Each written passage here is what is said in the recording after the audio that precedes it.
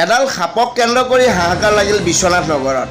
আজি পুৱাৰ ভাগতে বিশ্বনাথ নগৰৰ চিটি হাবৰ তলত এজন লোকে ৰাখিছিল নিজৰ গাড়ীখন, কিন্তু সেই গাড়ীখনৰ ভিতৰত প্ৰৱেশ কৰিলে এডাল বিষাক্ত সাপ।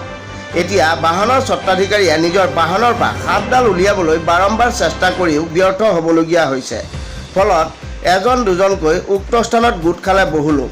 এবাৰ যদি এজন, আকৌ এবাৰ এজন, সকলোৱে চেষ্টা চলাইছে বাহনখনৰ পৰা বিষাক্ত সাপডাল উলিয়াবলৈ, কিন্তু কোনেও যেন সক্ষম হোৱা নাই গাড়ীখনৰ পৰা সাপডাল উলিয়াবলৈ।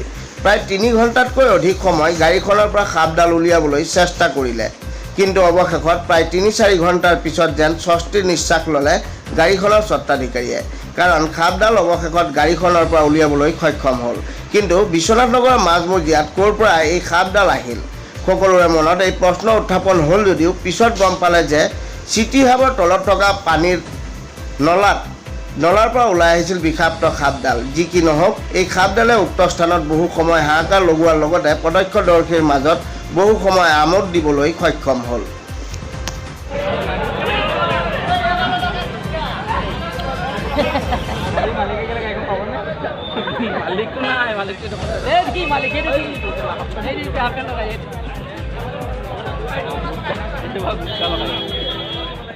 সেইটো হৈ যাব ন এটা নিউজ।